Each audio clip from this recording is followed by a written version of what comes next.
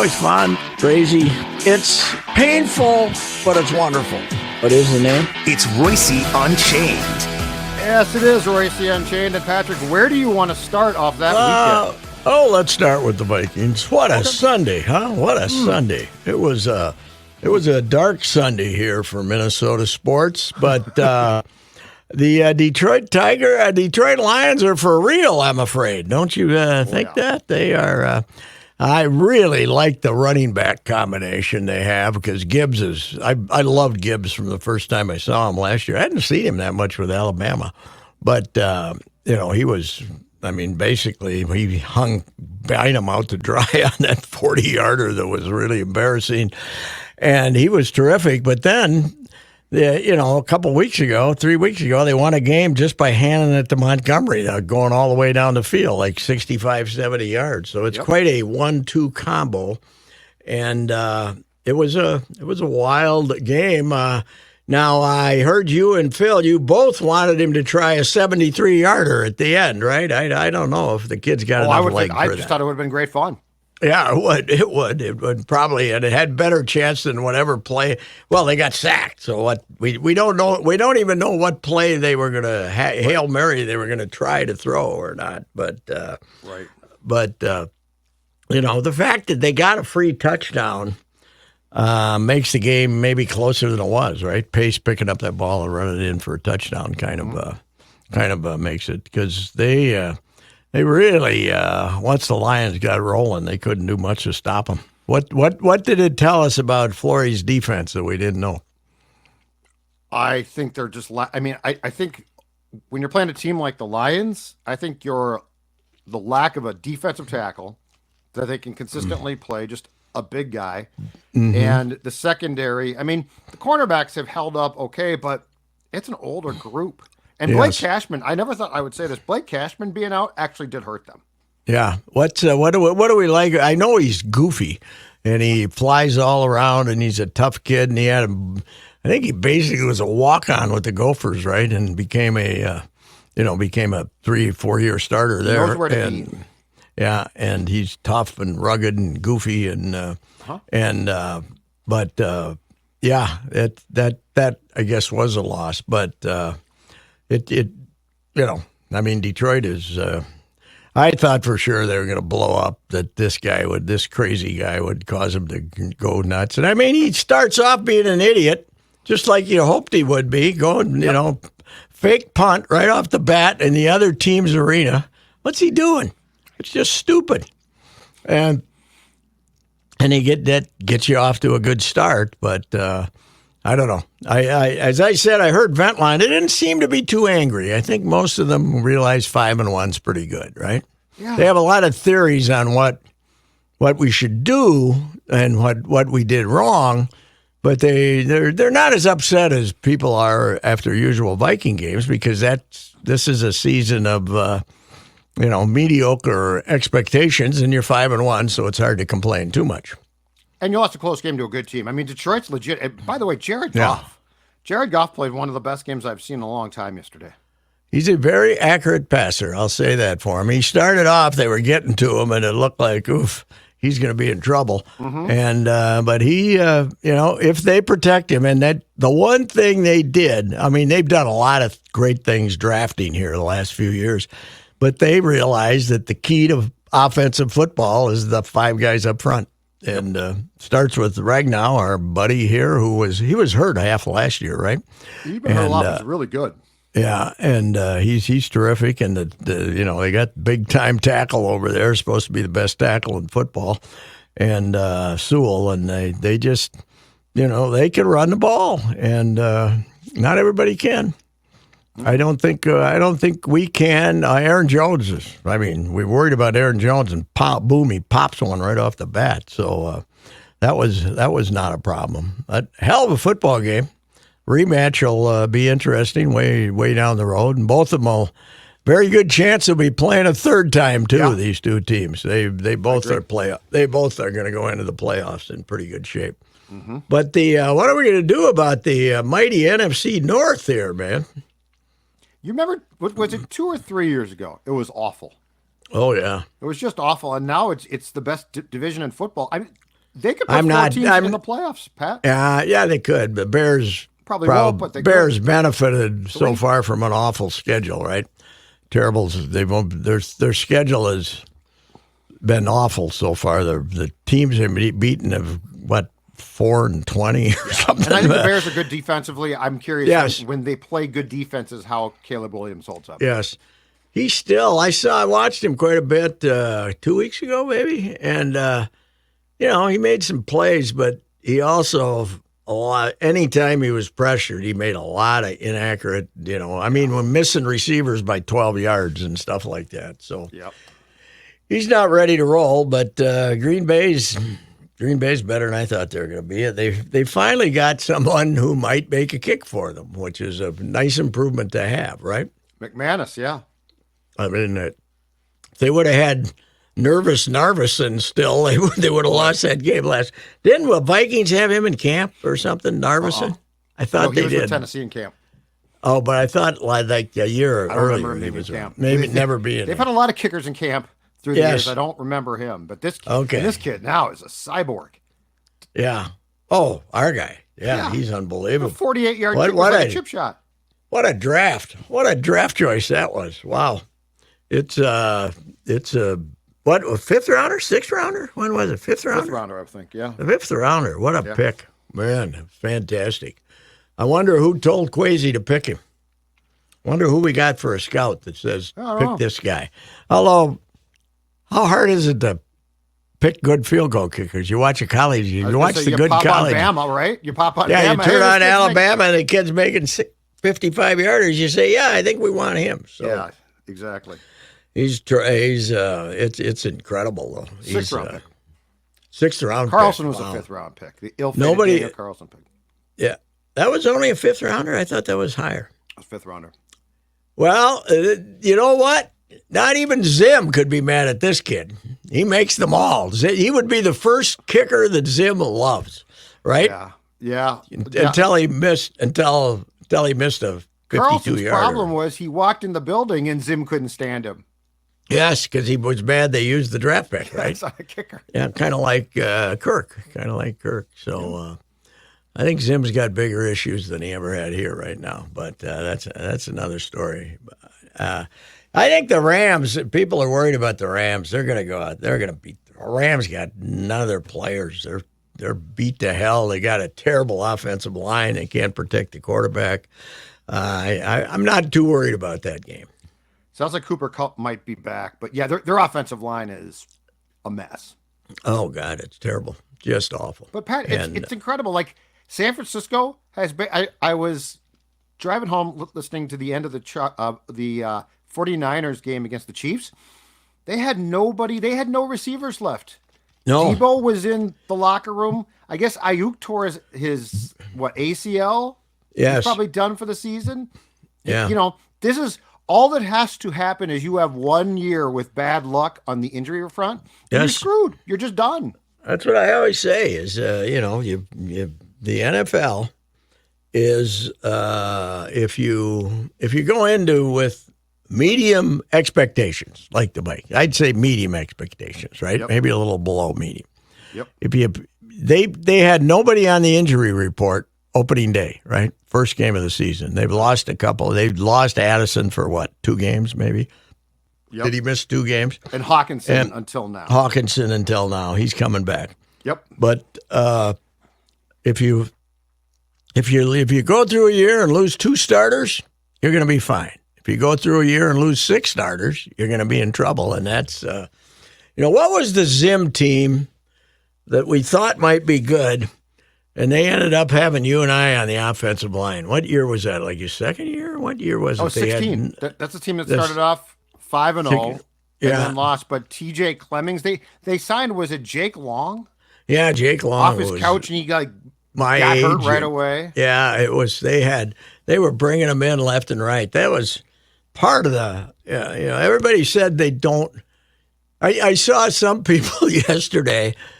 I heard some people yesterday complaining about the offensive line, and it's like the Vikings have ignored the offensive line is the theory of Minnesota Viking fans. They've used a tremendous amount of draft capital, as we say, to do something. And the offensive line's pretty good now. It's not Tackles bad. are great. Tackles are great. Yeah, Darrisaw's. They've already paid him, right? Yes, he got paid before the season. Yeah, so he got the what did he end up getting? I don't even. Lots. He should have gotten lots. He got less than they expected, but they signed him quicker, and I think he was Okay. I think his goal was to cash in as opposed to Quickly? trying to drag out the extension. Yeah, I mean, because those left tackles are next to quarterbacks are they're the wealthiest guys in the league right now. And they should be. Mm-hmm. 4-year, $113 million extension, 77 of it guaranteed. That's Reasonable. cheap. Yeah, That's reasonable compared to what some of the other guys are getting. But anyway, they're still in fine condition here. I wouldn't worry. The schedule's supposed to get easier, right? Although yeah. Rams, Colts, Jaguars on the road, Titans on the road, and then the last game in November is at the Bears. Titans are terrible, right? 1-5? Yeah. Huh? What happened? The Jags are a mess. The Titans are a mess. What happened to the Titans? What quarterback? Yeah, that's right. Levis. Levis was playing, and he wasn't any good, and he got hurt. Now they got somebody. Now they got somebody else, some wily veteran. And the Jaguars beat the Patriots, but the Jaguars are a massive disappointment. Oh yeah, the Patriots are awful. Well, Trevor Lawrence is not what you're hoping to get with a number 1 overall draft choice. That's for sure. He's very erratic, and I don't know. They're goofy. But anyway, Vikings. The disappointment level doesn't seem to be as enormous as I thought after the first loss of the season. Don't you think if Detroit? So it was 10-0 Vikings after the first quarter. Detroit scores 21 points in the second. I feel like if Detroit, if the second half had gotten out of control for Detroit, I feel like we'd be more upset. Yes, but if it would have been a beating, yeah, but it wasn't a beating. It was a very close game. No, and the fact that they come down and score with 15 seconds to go, and I still can't figure out why they got 1 second. Did you? Because it wasn't the penalty that everybody thought was the 10-second runoff or something. The Lions were going to walk off the field. Good question. Yeah, I don't know what it is. Yeah, they got so damn many rules. But I think I heard you say this. You had no problem with the number of that we needed more penalties called, right? It was the first half was. People were complaining about the refs and they cost the Vikings. Well, first of all, they didn't, and second of all, I do not want more flags. We had enough flags. No, yeah, as you pointed out, what was the Hockley number last week? 28 or something like that. Yeah, he had a game, and it's the NFL has just gave its soul away to officiating. It's kind of disgusting, and they keep coming up with new penalties to make call, and then they got the guy in the booth, the expert, who's going to back them 90% of the time. So Blandino or whoever it is. Oh, the guy. Now, hey, does each game now have its own referee expert? Each game? Well, yeah, because they've got. Well, there's two things. There's review, which goes back to, I believe, a centralized office in New York. But then there is also what's it called? Replay assist. Okay. Which I think also comes from the central office. And is that where these guys are hanging out then? I think so. Yes. I mean Blandino and these guys. So. Oh, but Blandino now works for Fox. Okay, but he goes where Fox sends him. That's what I'm saying. When the network wants to go, is Blandino covering 3 games at once or not? Yes, he'll watch. So I think if it's a prime game, they will occasionally send the person to the city. Okay, but like you'll see on a college football Saturday, Mike Pereira will just sit there all day, and they'll be like Central Michigan and Eastern Michigan. Look at this game. Were they right or not? Mike, what'd you think? I'm pretty sure that's a great call. It is amazing. The element of the NFL that amazes me is that they have made penalty calls and waiting for the verdict on penalty calls, like part of the drama. It's replay is one of the greatest things that ever happened to the NFL, because now we got to wait and see what, we can't go upstairs and get a Diet Coke because we got to wait and see what they're going to say about the replay. What it was when it started, we thought, boy, they're gonna maybe replay 2 plays a game. It's gonna be fine, and we're gonna see what was the touchdown the Cowboys scored against Green Bay that didn't count? Was it Des Bryant, the playoff? Des Bryant, yeah, Des Bryant. We're gonna see that was a catch. Now it's oh wait, what's gonna happen here? Now, you did point out to me, though, they don't always wait through the ads anymore to give you the result. No, they go to a break, and then they'll come back and say what the call was. Because they used to wait the entire time. Yeah. Yes. It can take, it can take 90 seconds, 2 minutes. Yeah.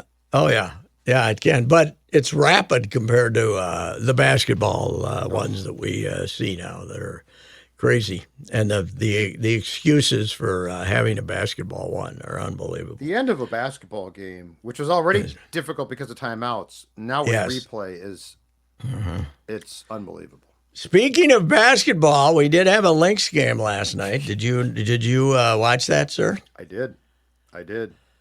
I was trying to remind myself of way back 100 years ago in St. Cloud. We were having the Granite City Classic Invitational that they had for about 3-4 years. Red Severson started, and you got like 4 local teams that were good. St. John, St. Cloud, Concordia had the Peterson brothers in and was good, and maybe I don't think the Tommies ever played in it, but they'd get 4, and then they'd bring in 4 teams from around the country, right? Mm-hmm. And we had a couple of teams, and I can't remember who the guy was, but we had a couple of teams who came up and were astounded at the physical nature of the officiating and how they let them pound the crap out of each other. And we were all drinking afterwards at some place, and one of the opposing coaches gets up to leave like at 12:30 in the morning, salutes everybody, and says, "We who are about to die salute you," was he said, and I still remember this quote. I got to call John Rowe and ask him if he remembers who the coach was. But "we who are about to die salute you." When the WNBA goes to 7 games next year in the finals, if it's refereed like this, nobody will make it to the finish line. It's gladiators. It's Russell Crowe in the middle of the ring fighting a lion. It's unbelievable what they let him get away with. Game 4 here was ridiculous. It was just absolutely knocking each other down, no calls. And last night it was pretty much the same way. I don't know why they don't call any fouls and try to lighten up the game a little bit. But of course, it was a great night for Cheryl, because Cheryl actually would rather bitch than win. So that's she'd rather complain and whine than win. So I'm sure she's happy today because she could be a martyr again, and she loves being a martyr. So that's my theory on it. Now, yes, there probably was traveling, and yes, there was a foul, but the other team wasn't maybe not been a foul. That certainly wasn't a foul with 6 seconds to go, considering what wasn't called during the whole game, right, by the standard that was established. But the other thing is the team you played played terrible. They were awful. They shot 30%. And Nesco, who's supposed to be one of their stars, who won Game 3, was 1 for 19. Yeah. Brianna Stewart was terrible in Game 4 and terrible in Game 5. She got a bunch of rebounds. You should not have been waiting till the last 6 seconds to win that game. You should have been 10 ahead. They played awful. And unfortunately for the Lynx, Courtney Williams, who to me, now I don't spend a lot of time watching the regular season, but I watched enough to know that getting her as a point guard turned around the franchise. Right. She was great, and she was awful last night. 2 for 14, something? Yeah, she was terrible. Throwing the ball away. She was really rattled. But my assumption of the whole crowd, the whole thing and the crazy crowd, both teams were intimidated. I think the Liberty were intimidated by having to win in front of this crowd. Spike Lee, the biggest fraud in the history of man, as a fan, where was Spike last year? He was running around like he cared about something. Was that? It wasn't a Knicks. It's something else. Yeah. He'll be at the Yankee game now. He'll be at the. Yeah, I think so. Never went to a baseball game in his life until they told him they'd put him on TV. But anyway, everybody's the Lynx got robbed, and everybody's happy that they can complain that the Lynx got robbed. What do you think the thing that astounded me for that game was the discrepancy in free throws? I will say that, but yes. I don't think. But here's the problem now, and this is twice, 2017, I think, and now. But the problem is the refereeing has always been terrible.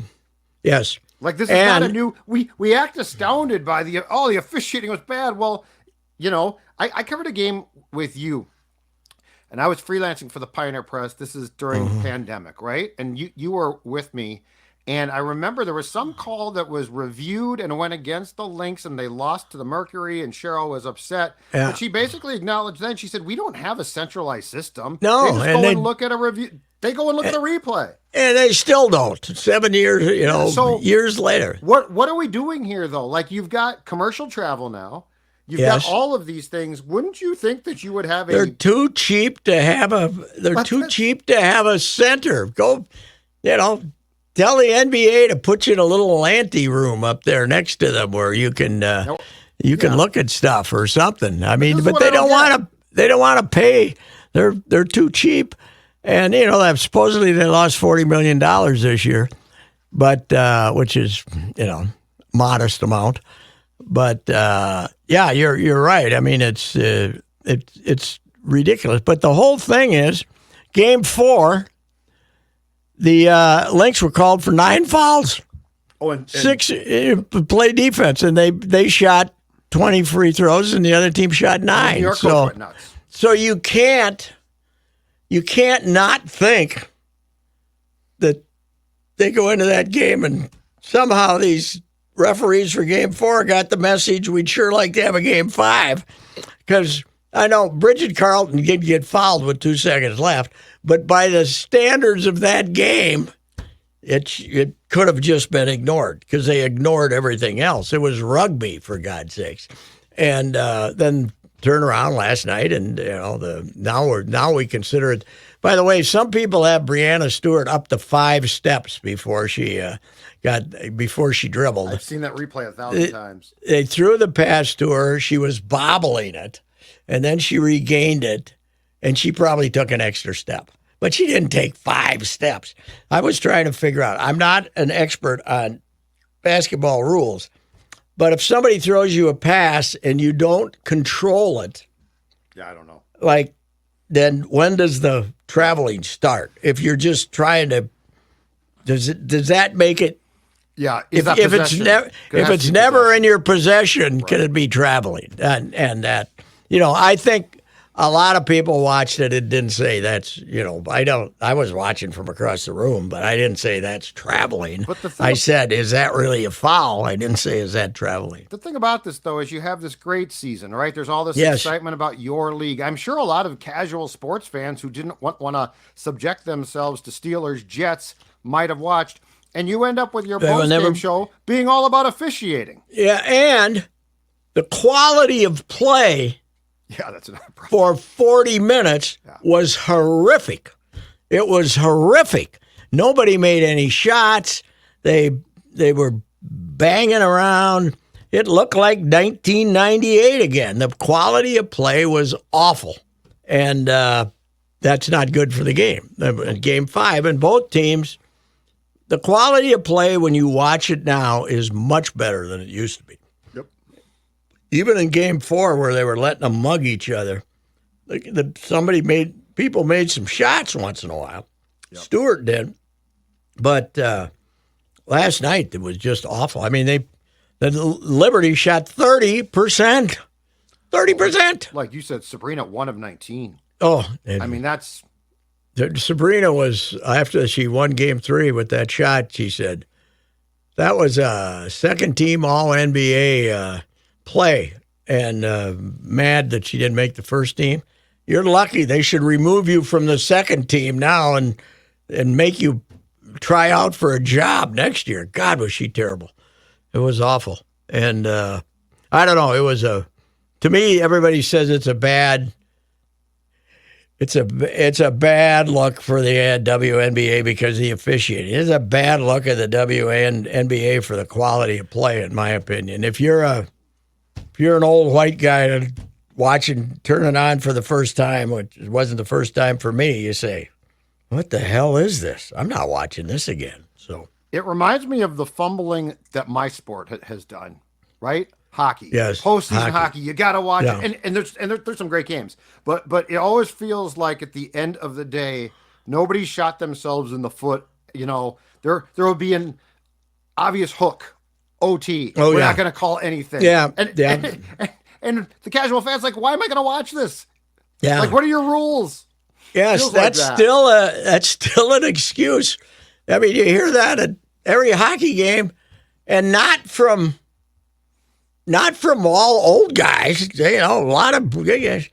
That's not a penalty in overtime. Right. Well, why not?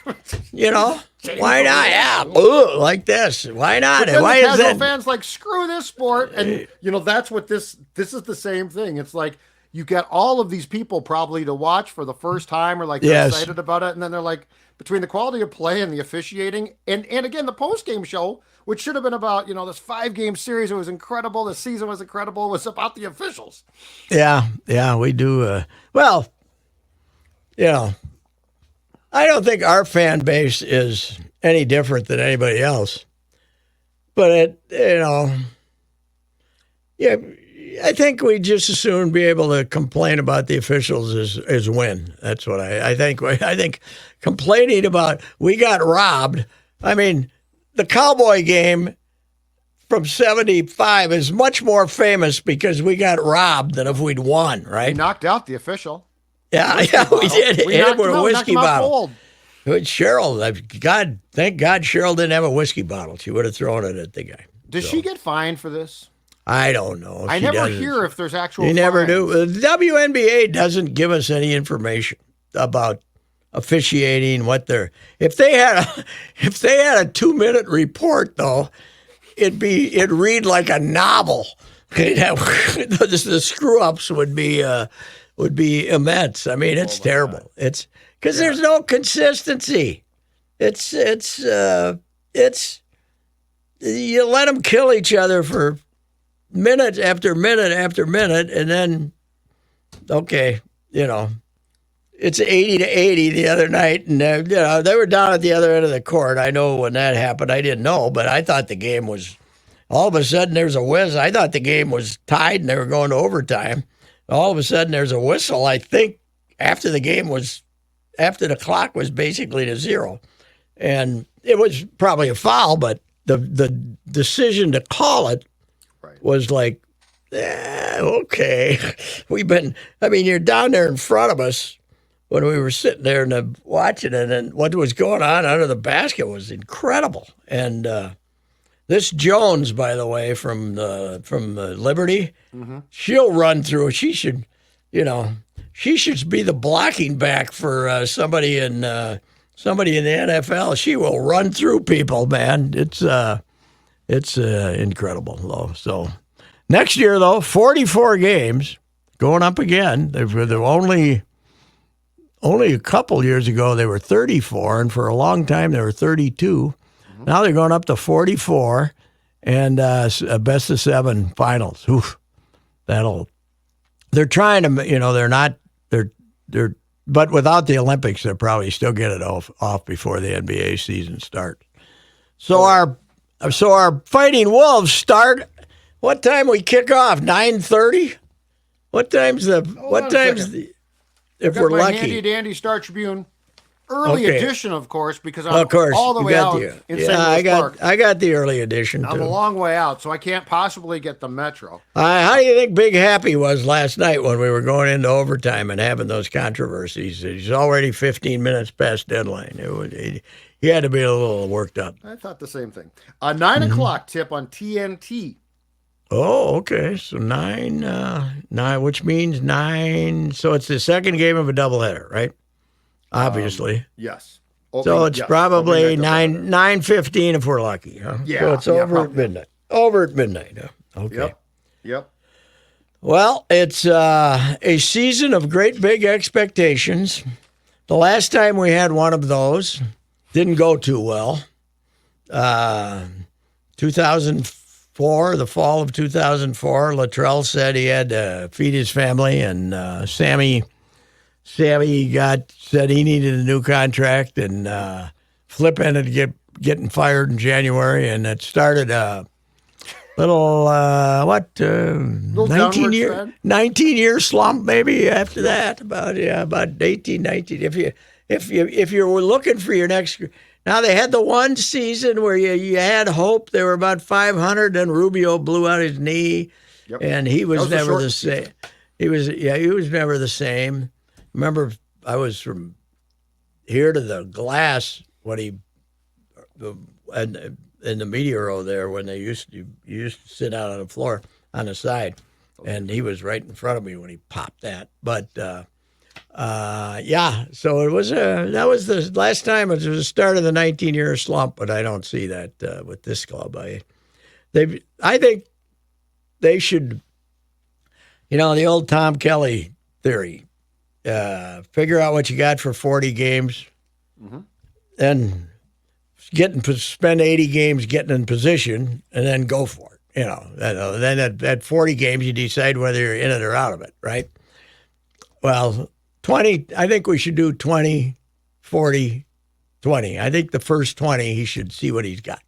I think he should play a lot of people the first 20, because you're going to be in the playoffs anyway, and if you're a 3 seed or a 5 seed, who cares? You're going to have to win a road game anyway. So that's my theory. Who would you play?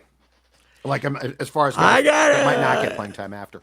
I think I want to see Shannon get to play some. I want to see. I don't know if Dillingham is going to be able to be the backup point guard because he's way more of a dribbler than a passer so far. But I think you got to play him to indoctrinate him into how he has to play, because when I saw him, he was just dribbling all over the place, and that's not the way we want to move the ball, right? Yeah. So don't want it to be. I don't know. Hey, did we make our last cut yet? By the way, did we? I don't think so. Dozier, or it's got to be Dozier. That I was gonna say that's not going to be too difficult. I don't think either him or Bates Diop. Right? Are they going to keep Bates Diop? I don't know. I think they might trade. I think Doogie said they might trade him. Or might try to trade. I would think so. I would think so. Second round pick. I mean, they don't need. Look, the secret weapon now, Luka. Luka's going to be good. Luka's going to be good. He is. I know. He's big. He's strong. He can shoot. He's an NBA shooter. He's Luka's. When you take Gobert off the court, you don't have to go small. You can put Luka in. Yeah. I think he can. I think Luka's a 15, 18-minute guy and play Rudy less. Because he can shoot too. You can put him down a corner. He can make a three. Luka was. I was afraid for sure that they'd let Luka go, but they managed to bring him back on a one-way contract this year. So he will not be playing in Des Moines, I don't think. No, I mean he's a nice player. He works his ass off. So yeah, he does. I think he'll get some time. And when they played the Lakers in that exhibition, Redick, he was the guy Redick mentioned. They're big, man. So now Bronny, did you see Bronny had a nice game? No. Yeah, he had a nice statistical game, but as someone pointed out, they lost by 58. The Lakers. The night Bronny had his good game, they lost an exhibition. They must not have played anybody. Are we going to continue this past opening night? he's going to have to end up being in the G League, I would think. But they want to get him to play together for 10 minutes or 5 minutes or something. It tells you all about they say the NBA is a players' league. This is primo evidence number one, isn't it? At least Mark Howe, Marty not so much. Mark Howe is really good. Yes. So like when he was playing with his dad, first with Houston in the old WHA. WHA, yes. He deserved to be playing with him. This is one of the most fraudulent things of all time. Yes, it is. It's Bronny should be in college, and he wouldn't be that great there. Well, last year he was, 4 points a game or something. Yeah, he's just okay. Yeah, he was. Yeah, it is. But it is the influence that. Isn't LeBron gonna get? He's supposed to be in on an expansion team for Vegas, right? Isn't he? But if they get an expansion team, he's supposed to. So this is probably gonna be his last year. He gets to play with Bronny. But we know one thing. If there's an expansion draft and LeBron's connected with Vegas, their first pick in the expansion draft is going to be Bronny. Even if he's averaging 1.5 points a game in the G League. It is a joke. Bronny might just want to go home. Like, he just might not want to do basketball. Might not want the humiliation. Unbelievable. Perhaps he's got something else he likes. Mm-hmm. So, one more thing. What do we? No Twins rumors, right? We don't have any rumors. Who's buying it? Boy, that quieted down. We probably had some stuff on Sunday. Did he? Okay, yeah, I didn't see Shooty for Sunday. If I can find it here, he had a name that I haven't heard because he threw out Glenn Taylor's name. Mm-hmm. Glenn's not buying it. Your guy, Marty Davis' name. Yes, and then a 67-year-old from who attended Patrick Henry and the University of Minnesota Carlson School of Business, Jim Hayes. The founder of the Minneapolis-based Hayes Companies, among the country's leading business insurance brokerages, who also operates a myriad of other major businesses. I'm not familiar with Jim Hayes, but I wasn't familiar with Carl. I'm not familiar with Hayes, but I think that if Marty Davis is trying to put together a crew, I don't think they want to spend the whole family fortune. But you might get Glenn in there for 100, huh? Glenn might throw in 100 just to be. I think it depends on how the arbitration thing turns out, right? With the Wolves. Yeah. But if he gets either way, he can come up with 100. As I told you, when I went to see him in Naples in February, he'd just gotten off a Zoom call from Lori, who was trying to get him to give him 100 for one of Lori's new businesses, the prepared meals thing that Lori's doing. Yeah. So this was, we weren't suing each other then. Lori was trying to get money out of him. So, and not a small amount. So, no, anyway, Lori was at the Lynx game Friday night though. Saw him. Was there. he?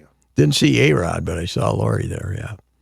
We don't have a date yet for the arbitration, right? Yeah, we do early November. It's like November 4th or something. Oh, it is. We already got it. Supposedly it comes quick though, right? It's a couple of day hearing, and then within a few days they tell you what happened. Oh, really? Yeah. Okay. Well, and it's each side names one of the arbiters, and then there's a neutral one, and so basically, why don't you just have the neutral guy hear it? Right. Because the Lori guy is going to vote for Lori, and the Glenn guy is going to vote for Glenn. You should just let the neutral party make the decision. So, and then the league has to get involved, I think, too, because but the league has already said they're not entering the fray, right? They still have to give permission. Right, but if Lori and A-Rod win they still have to give approval. Yeah, right. Which they could just say no, and then we're back to square one. But they have said they're not. They basically have said they're not going to do that. So, but that's what you're saying. Okay. Have they done the?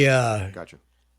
I mean, I suppose it depends upon if they've done the financials. And now that they got Bloomberg, I don't think they have a problem with the financials. No. Since he's one of the 5 richest guys on the planet or something. No. How about him buying the Twins? I mean, right now to check. If they don't get the Wolves, would they pivot? I don't know. But baseball is not the great investment that basketball is. Correct. No. That's my whole thing is unless people don't realize that baseball this is, we've talked about this, but everybody's saying it. This is not the peak for NBA purchase set prices. Right. This is probably the peak for baseball. Plus, Yeah. Glenn's only getting a 1.5 for the basketball team, and that's considered like a bargain. They won't get 1.5 for the baseball team, I don't think.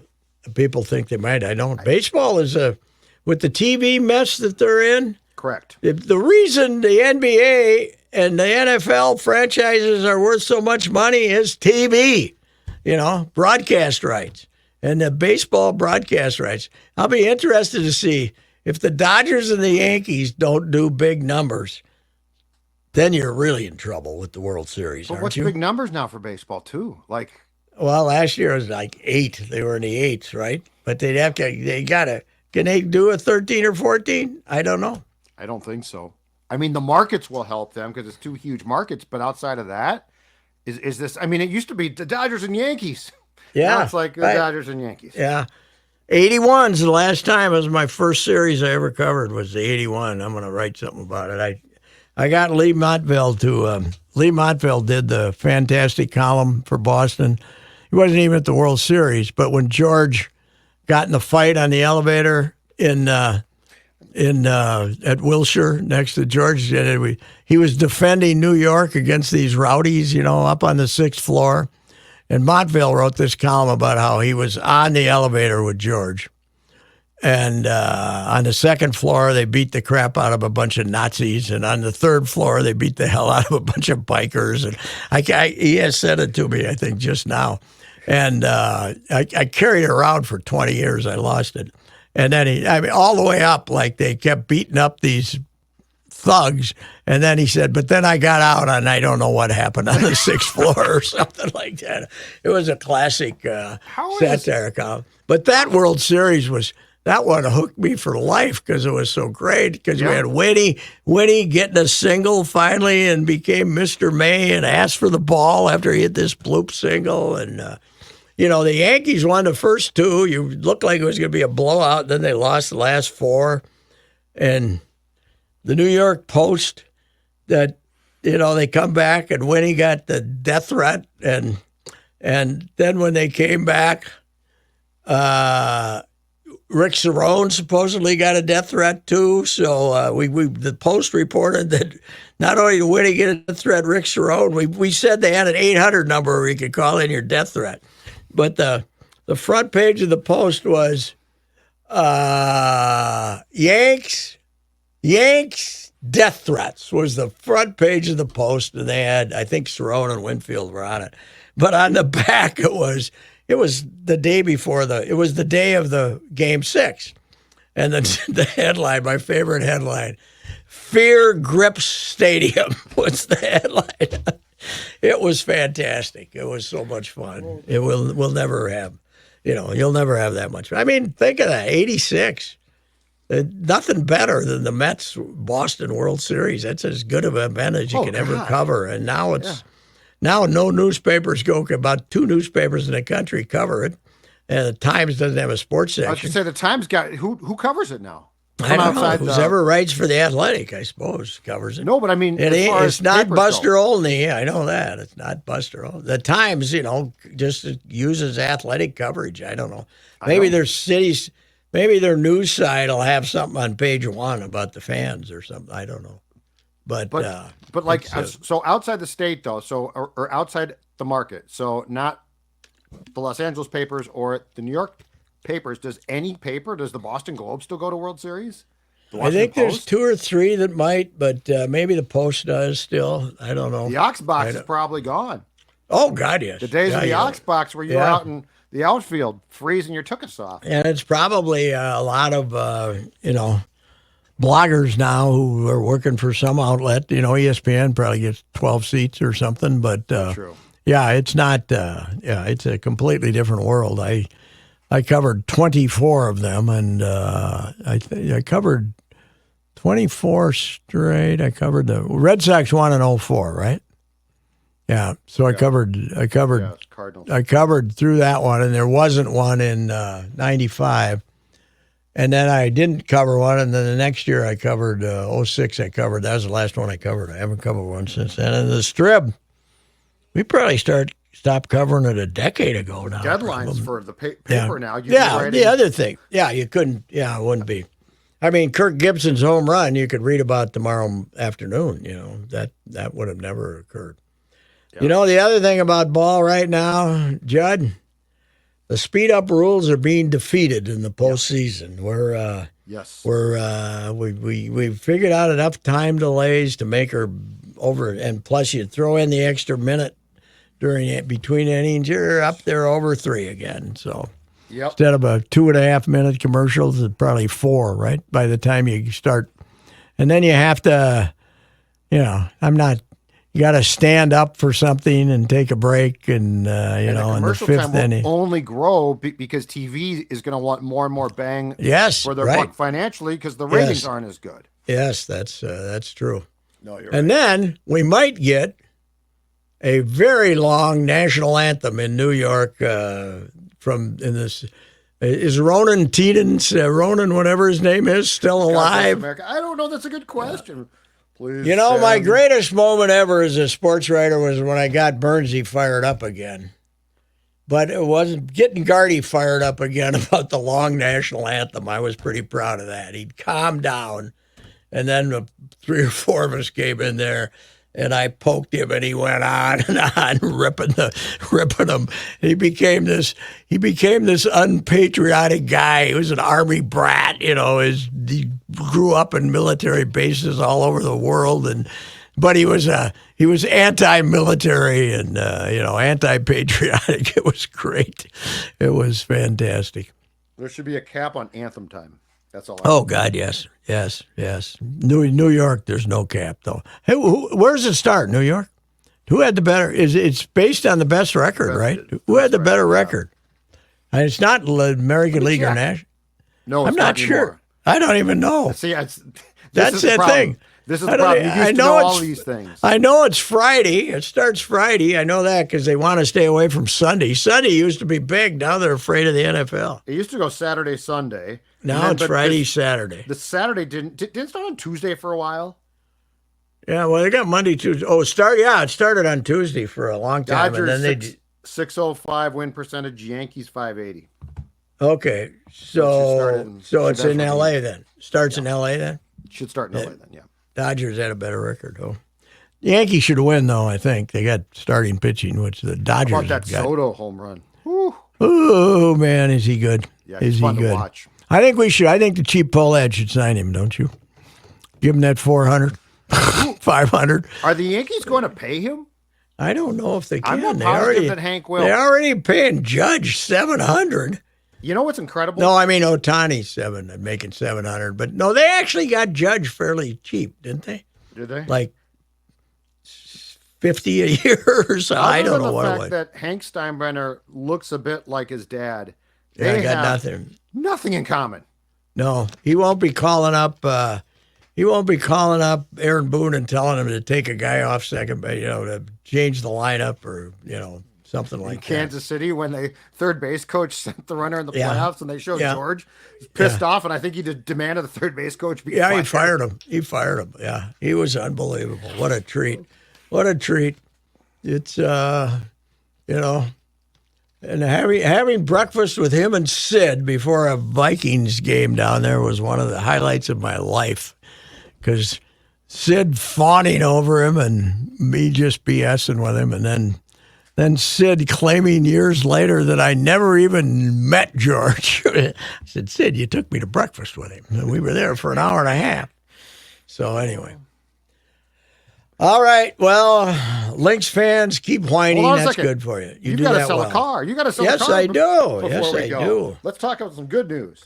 I think if you go out there to Jim Paul and Brett Paul's Valley group of GM dealers, as a Lynx fan, you can get a little sympathy. They'll agree with you on the. I might not agree that it was stolen, but the folks out at Jim Paul and Brett Paul's Valley Group of GM dealers will certainly agree with you that our Lynx should be champions. But here's the deal: we have low interest rates now.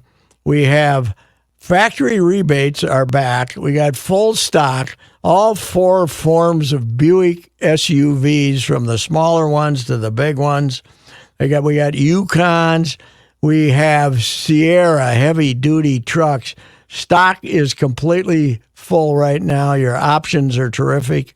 You can get whatever vehicle you want. We even have the Hummer EV. I'd like to see one of those. Those are amazing.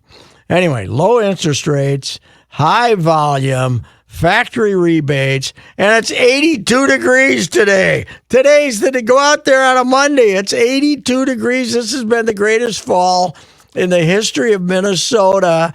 So head on out to Jim Paul and Brett Paul's Valley Group of GM dealers, Apple Valley and Hastings. Have you heard the recent complaints about the drought?